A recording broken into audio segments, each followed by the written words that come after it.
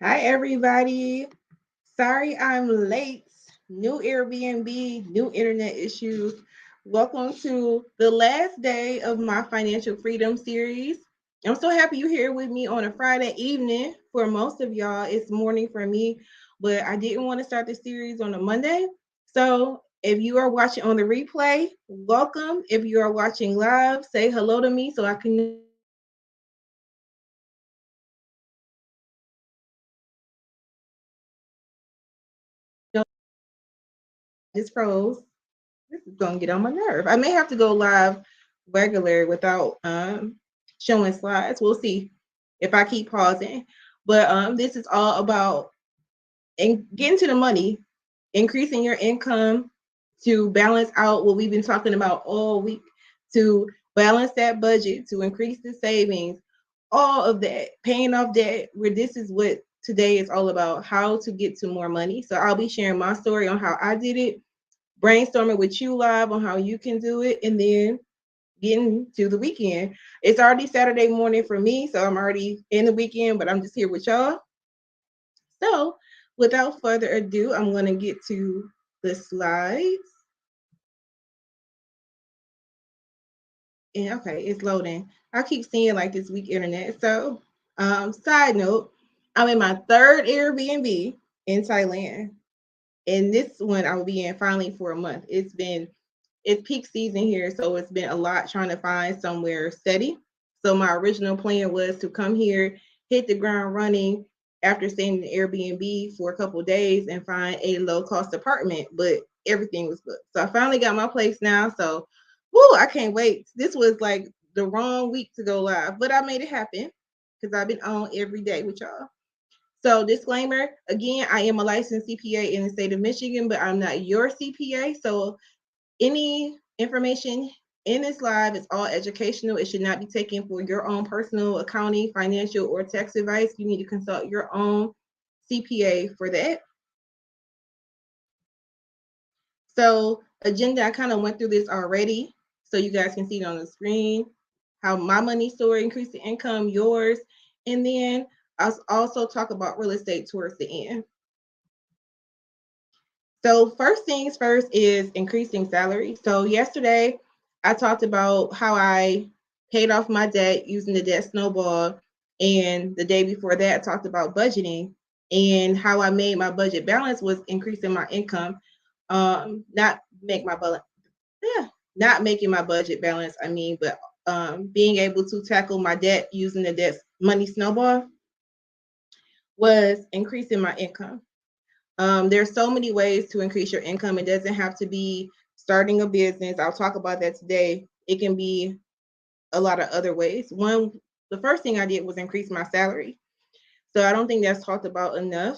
I changed jobs, and I understand that y'all in America is in a bit of a recession right now. A lot of employers are laying off. There's job freezes at companies where you still are employed, so you may not be able to switch departments. I'm aware of all of that, but I'm just going to tell my story right now. So I left one employer where I was working all these hours and I was salary, and the amount of hours I was working basically equated to me making minimum wage or less than minimum wage at that time. And that was back, I think, when minimum wage was $5.15 an hour. So I was able to switch employers, and the new employer I went to, not only was I just working 40 hours a week, thankfully, like some weeks I worked 45 hours, but for the most part, it was just 40 hours a week. But um, I was able to work overtime and actually get paid for overtime. So I went from working 90 hours a week, not getting any extra money for working all those hours, to switching to an employer that, as a CPA, that's weird. Like, corporate jobs usually do not pay for overtime. Your salary for a reason, but I was able to get overtime. So I'm already in the mindset of working all these hours anyway. So I worked a ton of overtime, and that's how I was able to get extra income to go towards my debt. So if you're just joining right now, make sure you're coming in, hitting that like button. I'm sharing my money story on how I increased my salary first during my journey of paying off debt. So this mentality of like getting to the money, once I hit debt free goal, it was like, okay, I need to have more money coming in to invest because I did not open my Roth IRA until I got done paying off my debt just because I just was focused on paying off the debt and just investing in my 401k. That was the only investing that I was doing. So that was the first part about increasing salary. So let me add this back on.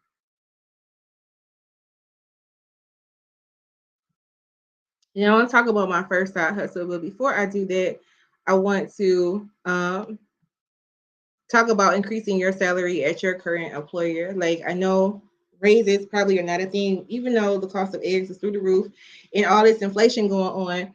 I understand that some employers may not be offering uh, raises this year, but if you've been at a job career that you're just feeling stuck in, what are you doing this year to make a pivot out of that, right? So today is going to be about, if you can't increase your salary through your employer, how are you using your time on the side to increase your income? One or the other, right?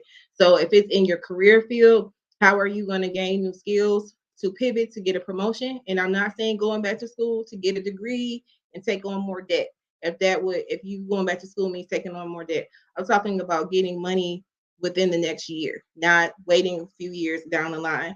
I think a lot of the people that I talk to tends to be like minorities. When I was in the corporate sector, the first thought is I need to go get a degree to make more money. And I'm like, okay, just because you go get a degree doesn't mean you're going to make more money. You get a certification faster to get you to more money? And what job are you looking for to make more money? How much money do you want to make? A lot of people cannot answer that question. So I actually hired a career coach. So I talk about coaching that I provide, but I actually did hire a career coach right before I quit my job, like a year before, because I thought I was going to stay in corporate America. I was letting fear cripple me. And I was like, I need to make more money. I know I'm worth more than my salary that I was getting paid. And so I hired someone to help me figure out how to make a career pivot. Um, I had a really good resume. I still do, but how to improve my LinkedIn, how to make me more appealing to other employers, so I don't really have to go searching; they can find me. How to tailor my resume to go to another career field. So all that I'm sharing, I actually invested that in myself because I was like I felt stuck and I knew I wanted to quit and do this, but I was actually scared to actually take that leap of faith. But going through that career coaching and realizing, applying and interviewing, I'm like, I don't want to do this. I'm gonna do what I want to do, and I have myself set up financially to do that. But back to my point, career coaching, if you're stuck, um, that may be an easier way versus going to back to school to get a degree to increase your income, right? So if you're making, let's just say you're making $40,000 a year, and you're like, I want to get to $50,000 a year, what in your career field could get you there? So are you looking on websites like glassdoor.com? Are you looking on indeed.com to see what salaries in your career field could make you that? So if you're working in education, what else in education could get you there to increase your salary? So that's when I'm talking about pivoting within your actual career field or just making a complete different career pivot. So that's something to think about. Any questions on that so far, as far as increasing your salary through your current employer, which is hard right now because of all that's going on, but maybe getting a new role in your company to increase your income? And, are you selling yourself? Does your LinkedIn sell yourself? Does your resume sell yourself? Talking about increasing income through W-2 wages right now. So let me get to some comments really quick, see who's in here while I wait for your comments to come. My mom was first. Hello, mother. Hey, Rochelle. I was late. Had some internet issues, like I was telling y'all. I like when y'all just talk to each other in the chat. I like it. Little community growing here. Hi, Mimi. I did not see you on yesterday, Mimi. Where were you? But it's good you here on a Friday. Hi, Lisa. Yes, Rochelle is a wonderful okay, moderator and phone a friend. I don't know if he's talking about Tanya or Rochelle, But see who else on. Hello, cousin. Hi, Destiny Style, Shalonda. Hey, Michelle. Thank you for joining me tonight. So, no questions on increasing salary during career through career pivot. So, I'm going to go on to the next topic that I have, which is my first side hustle. So, this is me with some middle schoolers. Some wanted to be bothered, some didn't. And if you work with middle school students or you have a middle school student child, you know exactly what I'm talking about. Um, that annoying age before they become monsters in high school. But my first side hustle was teaching kids about money, which I eventually turned into a business, which I'll talk about in a moment. But this first side hustle, I did not have enough belief in myself to charge. So I volunteered for the first 2 years. I was developing a curriculum for Financial Garden. That's the name of my now business, but it started as a side hustle. So I had this idea because I was not working 90 hours a week anymore. I had time to like explore what I wanted to do, which was make a difference. I was a math tutor. Once I left working 90 hours a week, I wanted to volunteer more in the community. Step one, I did. I started volunteering, teaching kids about math. I love numbers. And while I was volunteering, teaching them about math, whenever I would make reference to anything financially related, they deer in headlights look. This is also during my journey of paying off debt. And I realized the friends who were negative and who I'm no longer friends with because they were so negative about my money story. No impact on them. I guess it was just holding up a mirror to them what they felt like they should be doing. I wasn't saying they should be doing, but what they felt like and just projected it onto me. Um, they didn't have anyone talking to them about money. And I had that conversation when I was younger. So combining those two things, I decided to create a curriculum to teach kids about money. There's so many curriculums out there that banks provide, credit unions provide, but the gap is that the material doesn't speak to children who live in areas where their parents are unbanked. They don't have a traditional bank account. They don't understand that parents may have opened up a utility bill in their kid's name out of necessity. Like, so materials are not written to talk about credit scores at a young age. It's not written to talk about going to a liquor store to cash your check and what that means and how the difference between a bank, that and a bank. So I really created a curriculum that spoke to the students that I was serving in the area and meeting national standards. So I didn't, as blunt as I just said it to you, I did not say that to, I made sure it was age appropriate. So my background and able to do that, clearly being someone who works in the financial industry, but just having a passion for personal finance and working with children. So my undergrad degree is in economics and psychology, and my focus in psychology was cognitive development. So I really had in-depth knowledge on teaching and how to make certain things stick. If you're just joining, I'm talking about my first side hustle. So 2 years, I'm coming up with PowerPoint slides, figuring out how to measure success, volunteering.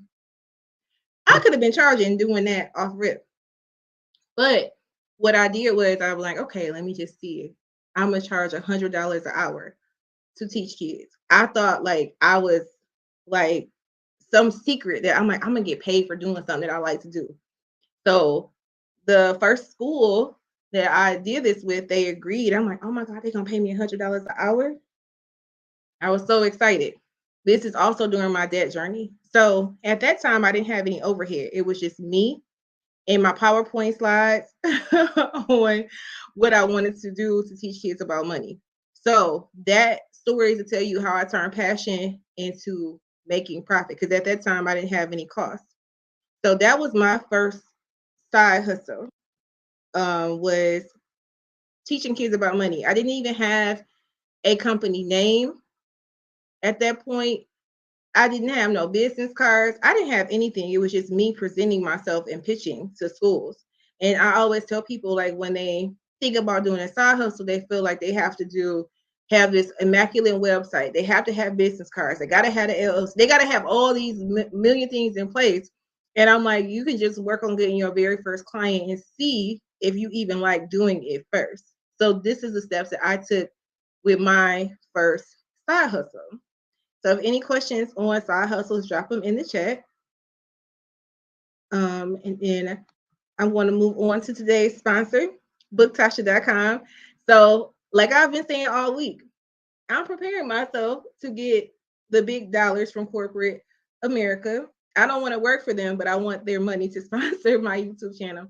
So booktasha.com, I've been talking all week about getting your money together to live the life that you want to live through financial freedom. So if you want to go more in depth, if you want to see, you have questions on the free template that I provided you all, any topic that I cover and you want to just talk more about, book a consultation call with me. If you are new and you haven't watched any lives, you can book a discovery call to see if we would even be a good fit. Also, on booktasha.com, you can sign up for my Roth IRA 101. I talked a lot about Roth IRAs, on how I love them, how it's good for saving and investing, and just really getting started with learning what the stock market is and seeing that return. But I'm talking to you guys, and it's not a discussion. So if you were to sign up for that class, it would be on Zoom. You can ask me questions by unmuting versus trying to explain yourself in the chat as I go through my actual investments. So again, if you are interested and want to learn more about that, go to booktasha.com. And we're going to move on. So your side hustle is what I want to talk about next. Your side hustle or increasing your income. So you did your budget. We started together. So you don't have to let me know. Oh, sorry, y'all. You don't have to let me know if you were red, meaning that you're overspending, or if you were green. But if you need to increase your income to balance your budget, or you need to increase your income to pay off debt, one or the other, what could you do to make more money? Would it be in your career or would it be side hustling? So let me know in the chats, people that have been dropping comments in the chat. How are you looking? What is a more feasible way for you to increase your income this year? Would it be through your salary, like through your career, or would it be talking about, going after a side hustle that you're interested in?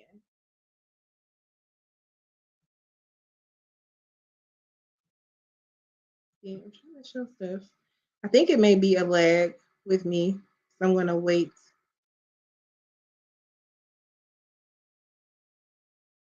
Side hustle, should it be cash if you're not an official business? Are you saying, should you charge only cash if it's not an official business? Is that the question?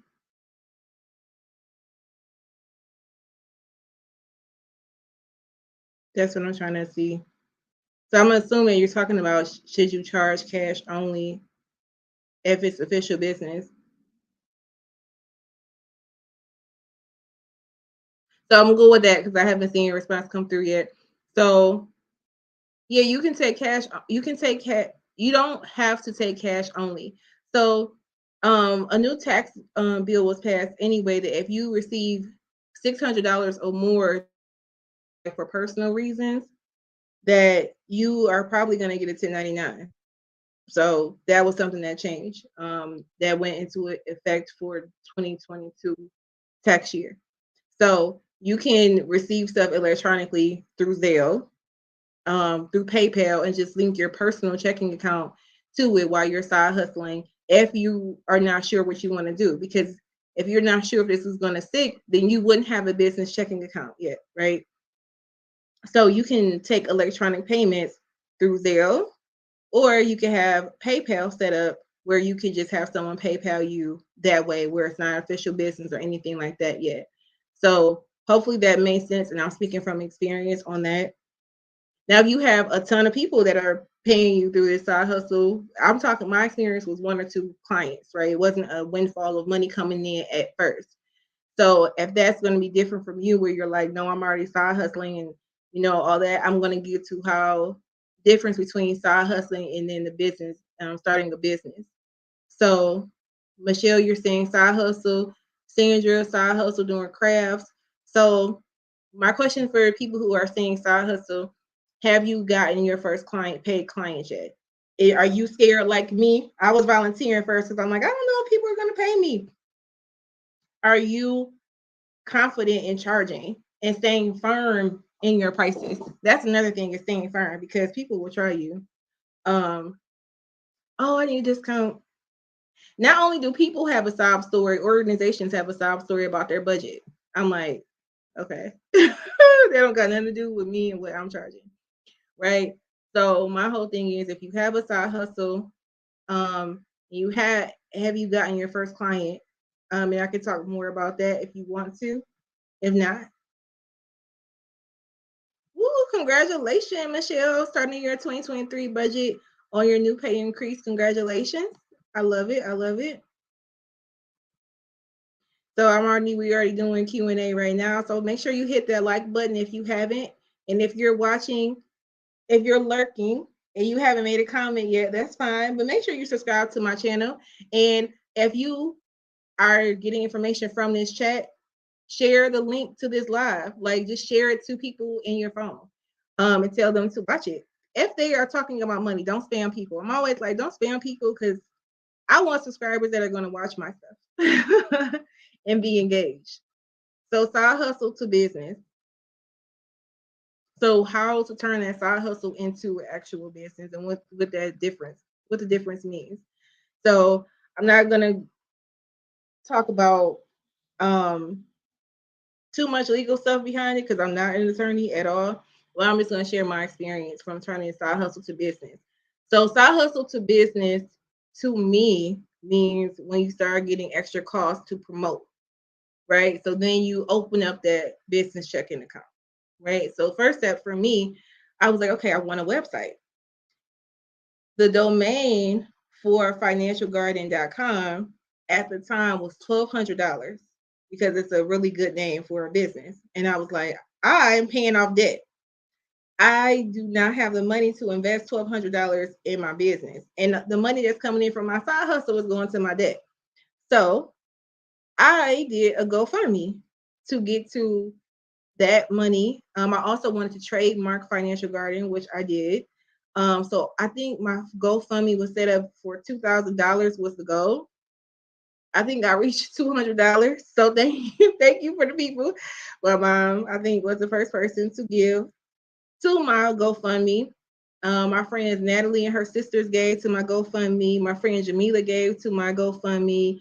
Gabby gave. My mom, some of my friends, coworkers at the time, gave to my GoFundMe.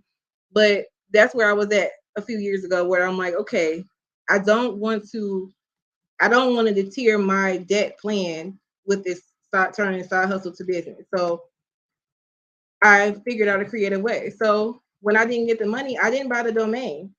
I just made it work with what I did. I'm like, if I'm getting clients so far, how can I continue to do this? But I went and got business cards, because I was going to places educators were at, and I wanted to have a business card for them to at least contact me on. And I didn't buy financialgarden.com. I bought financialgarden.net. And I just prayed that nobody would get that domain name. So this is my tip for you. If you have a side hustle that you know is going to be a business, like you have the name, buy the domain.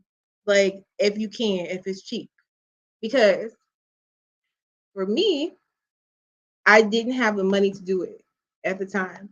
Well, I had the money, but I was putting it towards my debt. And this is a regret I do have. I wish I would have just bought the domain at that time, because when I did buy it in 2020, it was $3,000. I actually paid $3,000 to have this beautiful website, not for this website itself, but for the actual domain, because it was .net, and I was like, I want it to be .com. So this is the website. This is what I turned my side hustle into, a formal business. And I wanted to be able to take this curriculum throughout Michigan, across the US, which I'm still working on right now. So this is my official business. So I do speaking engagements.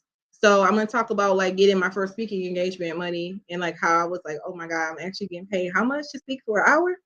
professional development for educators. So not only teaching children about finances, but also providing the information to educators so they can learn about money and then be trained to teach their students, right? So it's not just me going into the classroom anymore. It's not just me hiring teachers to teach my curriculum. It's all about training the trainer, right?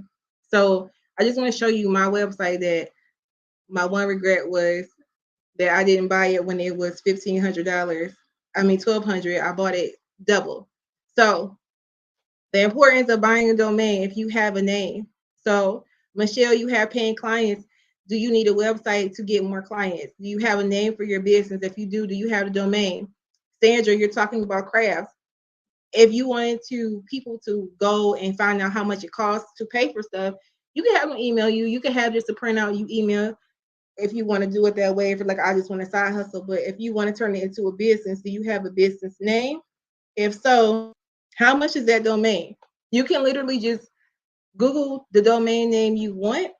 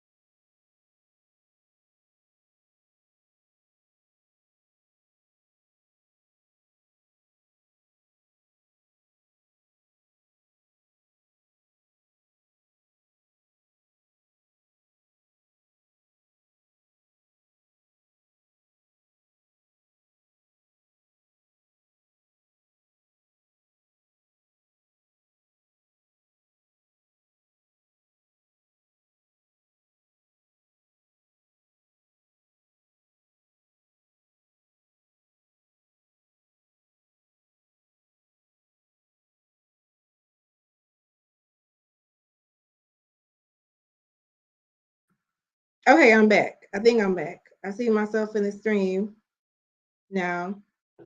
Woo! This internet is getting on my nerves. This is like I said, my first day in this Airbnb. So this is the last day of the live series. So between now and March, my internet issues should be together. So Michelle, if the domain was not, I left off talking about domains. So here's the thing: if you really love your business name, like I love Financial Garden, that's why I trademarked it. I do not want anyone else using my business name. If you're gonna keep that name, keep the domain. Like you don't have to have the site up and running for hosting, but keep that domain name. You don't want someone else to get it. Is my point. It just depends on um you let it go, but get it back. Don't pay for hosting, just own the domain. Um, okay, you see me. You didn't stay consistent. And this is the thing too, like with having working full time, I wasn't always able to stay consistent I say consistent when I had the contract with my clients, when I hire people to go in and teach a curriculum, but working and having an actual side hustle business can be taxing, right? So I wasn't consistent with keeping the income coming in because at first it was just me, and I'm like, I'm tired, I can't do anything else. So it would be months. I'm like, I just don't have the energy to do it anymore. I'm just too tired from working this 9 to 5. So I definitely understand that. So I want to talk about LLCs for a moment. So I'm walking through my process, and let me know as I'm walking through my process if you have questions. So I was wanting to make sure the branding. So LLC, you can there's a misconception that you have to have an LLC to like have a business and to claim it on your taxes. You could be a sole proprietor. The benefit of having the LLC is to make sure you have an operating agreement, even if it's just a sole member LLC, to keep your personal assets protected from the business. When you're small and sole member, that's the main thing. But when you have the LLC, you need to make sure you have an operating agreement. I filed my LLC paperwork by myself. Everything, it was like when you are starting off, everything is by yourself. You can consult with attorneys if you have specific questions, which I would do to ask my questions and make sure my thought process was correct. As I'm talking about as far as trademarking, and I'm talking about with filing the LLC, right? Because that's not my lane of expertise. So I would pay for a consult, and then I'm like, okay, I'm gonna just do this because what I was thinking, got an opinion, feels right, I'm gonna go with it, right? You may not feel comfortable doing that, and that's fine. But that's the point of the LLC. Really, is to protect you. One purpose. That's the main purpose.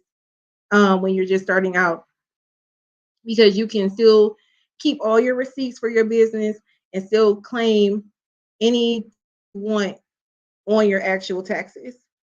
Because I'm gonna tell you one thing: if you have money coming in, the IRS is going to find out about it, and they're going to make you pay one way or another. So if you're like, well, I just had extra money coming in, make sure you're tracking your expenses, because that income coming in, the IRS is going to tax you. So you might as well keep the receipt as it is. So hopefully that makes sense. So don't think, oh, I don't have a business because I don't have an LLC. That's not true, because you can have a sole proprietor option, which is giving you no protection over your assets, but it's still a business. So let me know if that's clear for people who are in that stage of turning side hustle to business, doing the LLC route, getting a domain. Let me know if that's clear. The second thing was consistency, was because I needed help. That was the main thing. So the first thing I did was I hired a virtual assistant. So for me, I wanted to get more clients, and I'm gonna talk about pricing. So clients I had, they didn't want to pay me what my rates were.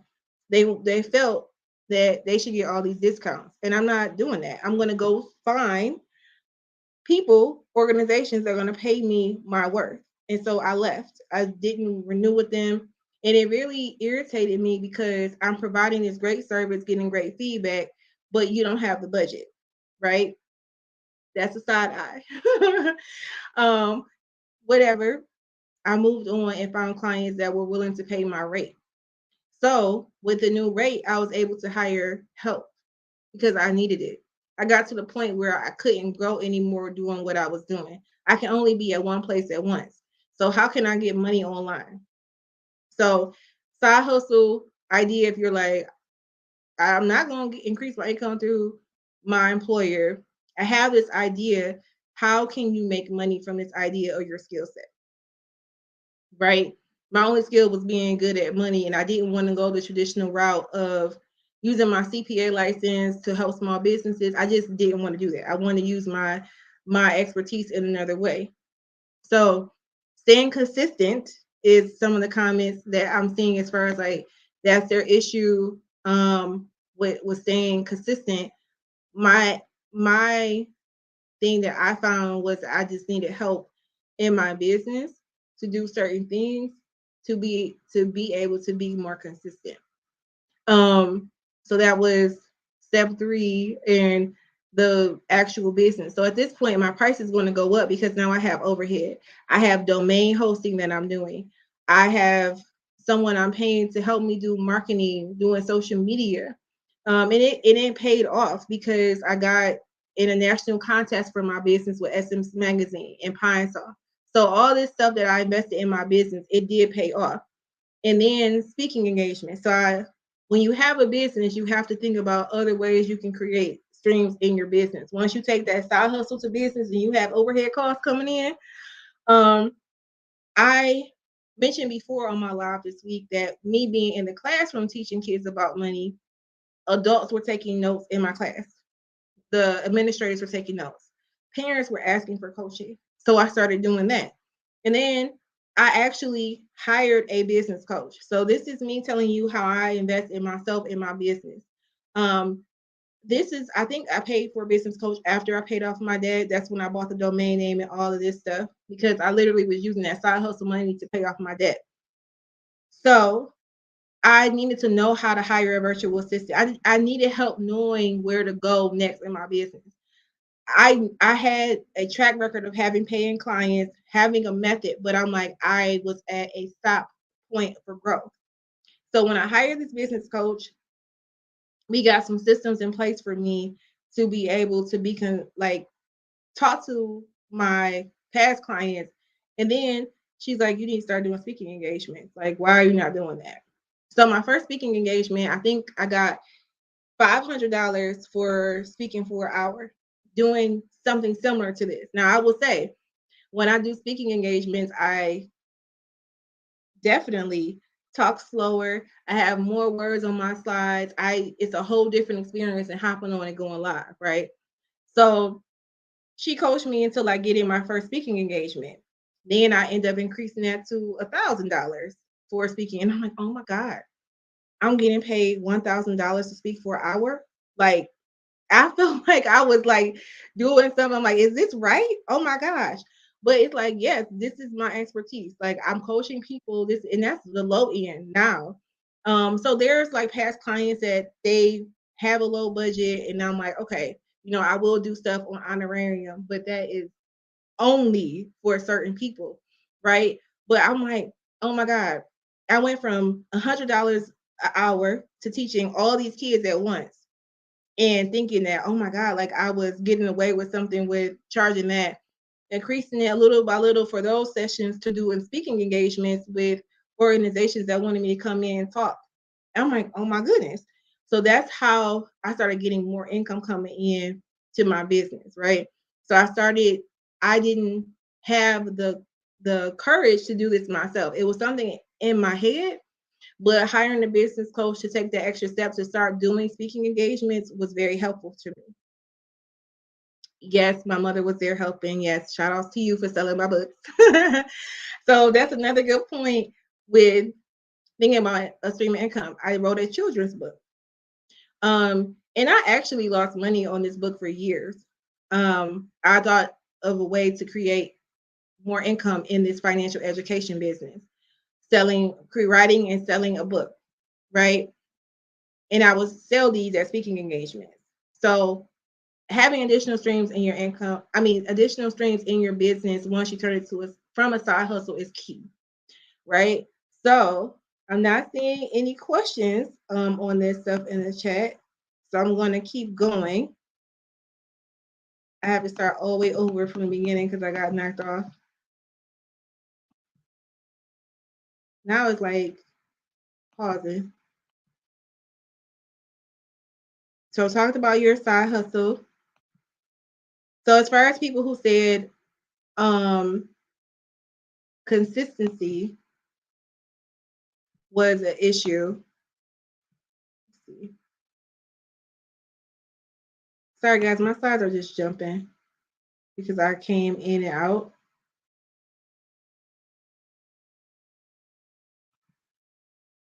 So another sponsor, me, courses.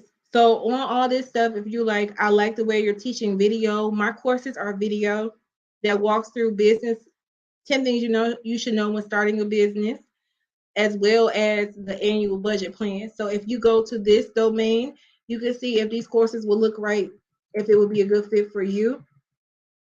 But it is all about the stuff I've been talking about this week, but at a slower pace and with a way for you to take notes um, on these topics. So that's the sponsor for today, me, until I get Amex, Fidelity, or somebody to sponsor this, to sponsor my lives. And that's going to happen this year, right? I keep saying that because I know it's going to happen. All right. So, no, it's not group sessions. So, the courses is you literally, it's for you. Um, and you are learning at your own pace. It's just you in there. And you can stop these videos when you want to. Start them when you want to. It's literally all at your pace. It's not live. It's just you pressing play for the video. It's me on screen walking you through certain steps, whatever that is. So, and I'll show you. And also, when you go to that website, you can do a preview. You can see a session before you buy to see a if it makes sense for you. So this is what it will look like if you go to this domain on the spending diet, for example.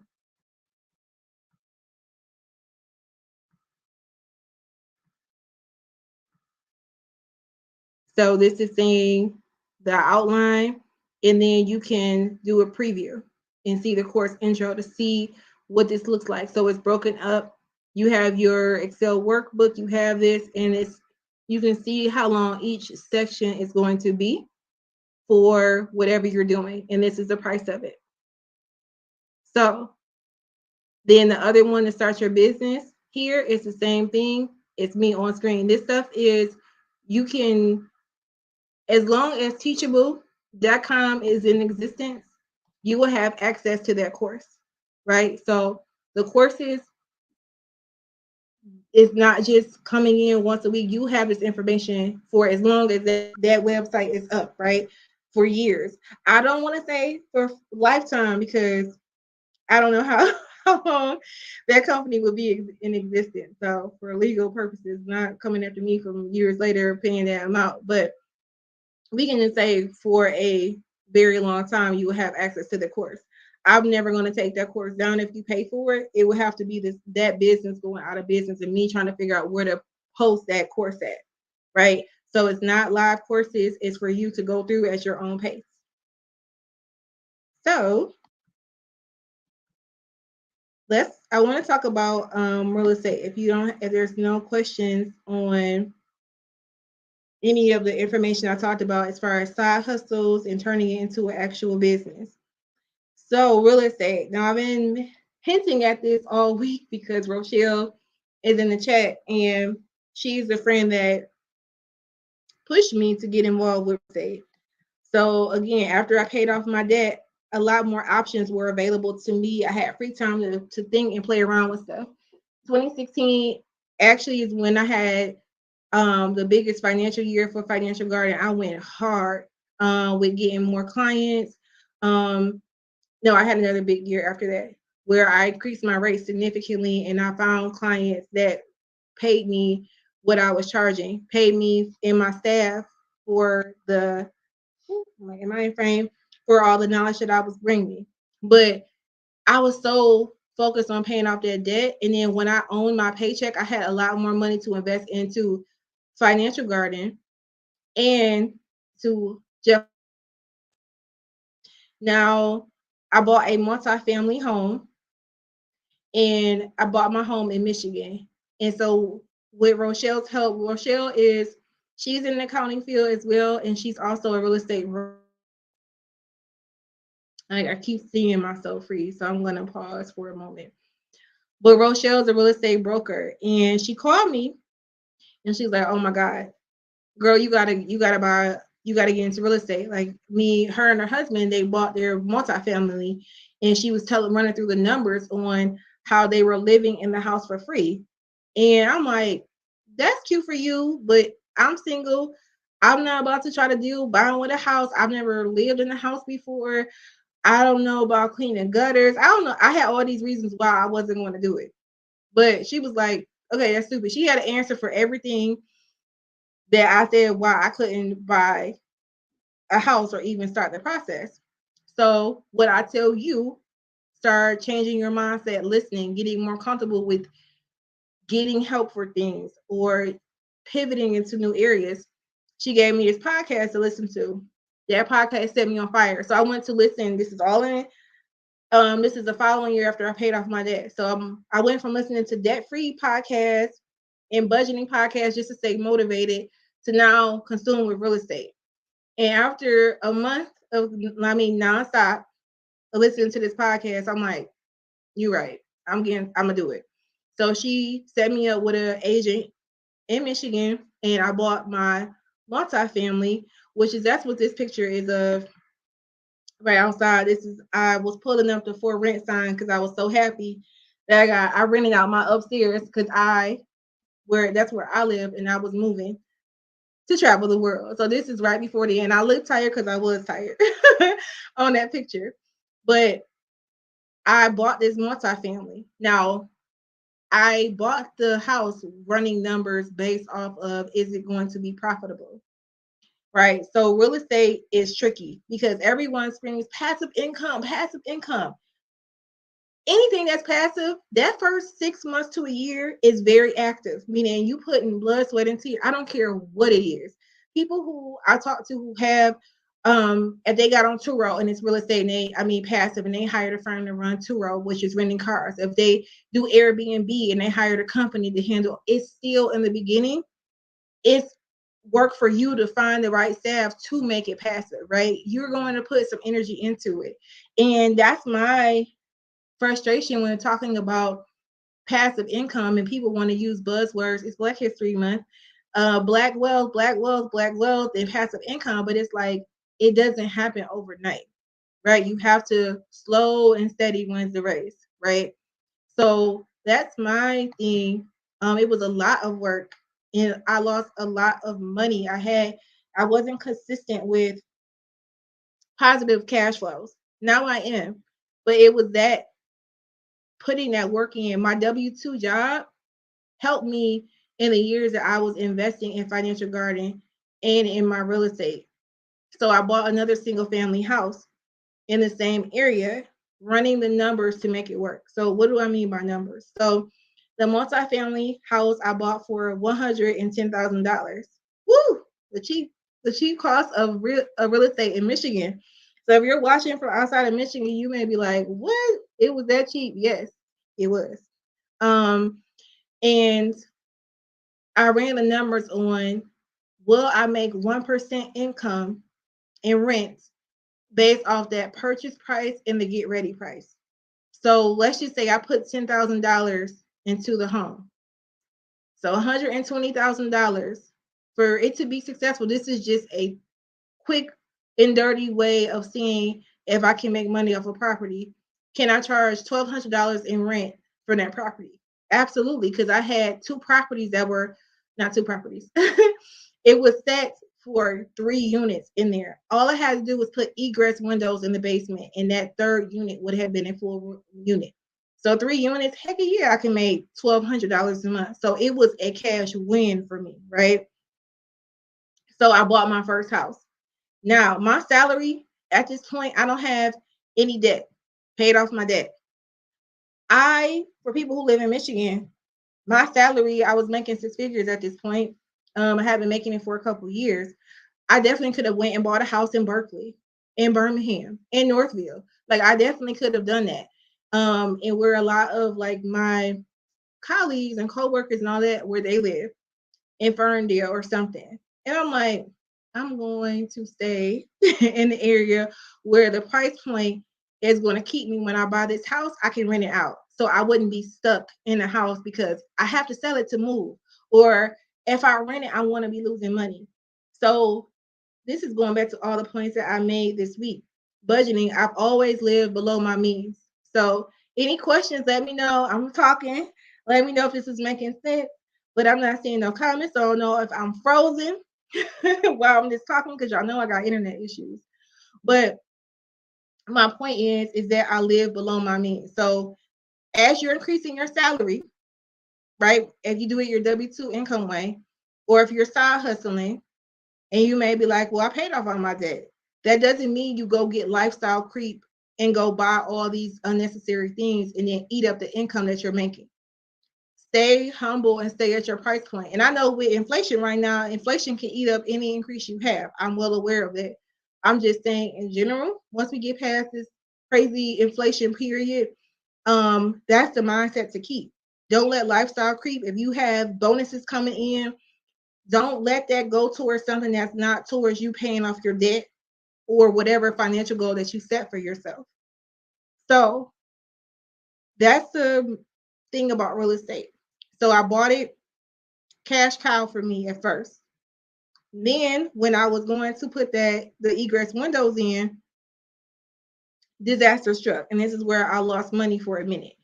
So I had to put $50,000 into this house because there was structural damage that I found after buying the house, right? Whew. Blood, sweat, and tears was going on at this point. I'm out on the other side of that now. So I bought this house in 2017.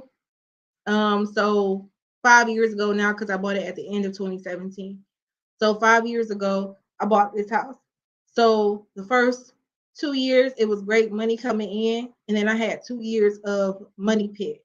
And I still have, it's not as a positive cash flow as it would have been without that basement happening, but because I bought it at such a low price, which why, because the structure damage, which they hid very well, even with having an inspector, having a family friend who's a contractor come look, it still went over my head and over their heads as well. Second family home I bought, thank God I haven't had any issues with that, knock on wood. But this is helping me have extra money come in. So, am I rolling, y'all? Am I on? I think so. Okay, it went away. So I see different alerts on my end that showing weak connection. Um, and I don't see any comments come through at all. So I'm like, am I still online? Somebody say yes or something to let me know before I continue talking and not talking to nobody. Okay, thank you. So all that to say, increasing my salary, side hustle to business, losing money with my real estate now is sustaining me now.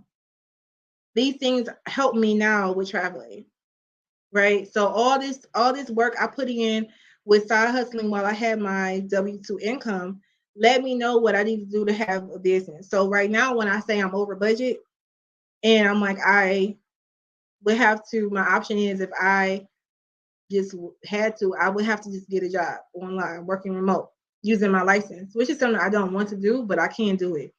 Or I can go back to the ways I know and make an income, go back to speaking, start doing coaching. And I wanted to be in a place to do it, right? I will say that I have said no to potential clients. Like I'm not desperate for money. Even with me being over my budget right now, I would still turn down clients if it didn't make sense for me. If a client one on one, if I'm like it's not going to be a good fit, I refer them to somewhere else. This is before now, and I will still do that right now. For organizations that wanted to lowball me or they just were not organized and I could just tell they were going to be a headache, no, thank you. I would turn that client down, right? So I am making sure that I do not create the nightmare that I have for myself in corporate America, that I don't create this in the businesses that I do have. There are days I hate having real estate and I strongly dislike financial gardening, but I make it work, right? Because I know that it's income for me eventually. It is growing pains. Even if you are so passionate about what you do, there's going to be days you cannot stand it. I'm going to tell you that right now. But I started financial gardening 10 years ago with the side hustle. I think it was, yeah, 2013 to 2015. I think it was side hustle, like not side hustle, it was volunteering. And I wasn't even charging any money. And then I started charging. I bought my first property in 2017. bought the second property in 2018. These helped me, the real estate not only helped me now cash flow positive, but it also helped me when I was a high income earner from a tax perspective too. So it helped me with some tax planning stuff as well. So if you have any interest in buying your first home, you haven't bought your first home yet, I would encourage you to uh, run the numbers so you could rent it out and make a profit on it. And the podcast I'm going to recommend, um, Earn Your Leisure, talks about real estate, but they have a ton of ads going on. But my one that I listen to all the time was Bigger Pockets, because you hear so many stories, and I'm dropping it in the chat right now. You hear so many stories about people getting into real estate, buying their first home, how they were able to retire, and they walk you through in depth. You're just listening to it, but you're hearing the numbers, you're hearing how their thought process on doing this. So now I'm at a point where I'm like, okay, I want to reinvest in these businesses to grow, or I could take the salary out and not have to worry about corporate, that whole thing about me being over budget. I'm choosing to keep reinvesting money into my business because I want it to grow, right? So this is what I'm saying when I'm over budget. I'm so fortunate to have had the financial um, education to have so many different layers to pull from. So from real estate, financial gardening, the Roth IRA, my other investment accounts, my 401k, and then if all these things fail, I can get a job. Or I can go get a job before these things start to fall, if one thing falls in place. And this is what this whole week was built off of. Literally everything that I structured my life on from Monday to today, I mean, not Monday, from Tuesday to today was all around these things that I created for myself, and how you can do it too. So again, if you want to go more in depth and at your own pace, do the courses that are on courses.booktasha.com. If you want to get coaching from me, this is the site for the courses.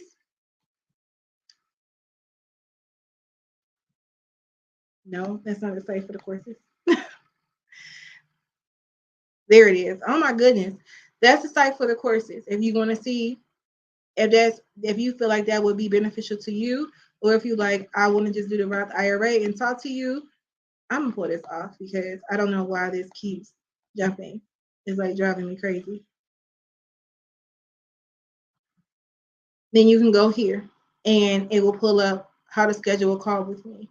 So that is my money story. That's my financial freedom series for the week, all for the free. But I will tell you this, I'm coming every Monday with my money friends, how I stay motivated to keep going with different stuff and ideas on how I'm constantly growing is because of the circle of friends that I have that are money conscious. Like I have friend groups for different things.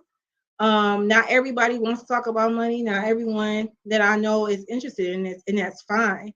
And I think when people find something new, they feel like everybody they know should be on it. If not, then they just don't want them to thrive. That's not the case. People just not interested. There's a lot of things my friends are that they're interested in that I'm just not. I support them by listening, but I don't want to do the things that they're doing, right? I don't discourage them either. So it's so important to find your tribe. So all next month on Mondays, I'm gonna have Rochelle come on talking about real estate. But she's been in the comments all week, so y'all know her pretty well. And then I'm gonna have other friends. We're trying to confirm dates. Jackie's gonna be on. She is really great at budgeting. And with her family, she's married with a child and budgeting, how she's still living her life, balancing budgeting and living life and paying off debt. And then hopefully I can get my business mentor on, my business coach to come on with me, and another friend of mine who has several businesses. Him and his wife do really well. So we are trying to confirm dates right now, but confirm which Monday is going to work, but every Monday live. So if that looks good, if that sounds good to you, make sure you are subscribed, and not just subscribe to the channel, you hit the notification bell. That's how you don't miss a live, because some people are like, I didn't even know you went live. I saw it after the fact pop up during my scroll. While they were scrolling on YouTube. I'm like, hit the notification bell so you won't miss a live from me, right? So again, finding your tribe is so important. And so hopefully you can find your tribe through Tasha Journeys when we go live on Monday. So I'm gonna wait to see if there's any questions. Thank you, Michelle. You're welcome, Ruby. I'm gonna wait to see if there's any more questions, because there sometimes is a lag before I just hop off and be like, bye y'all. Any questions coming in? What are y'all doing this weekend? Anything fun? A lot of y'all are on from Michigan, so I know the weather sucks. Sorry, can't relate. That was from my mom, who is gonna choke me for every time I remind her how I'm not in the weather that she doesn't like. But I'm not seeing any questions come through on any of the topics from today. So I know it's cold. Without anything else, you guys have a great weekend. Bundle up if you're in Michigan and stay safe. And then I will see y'all live every Monday in March. Bye.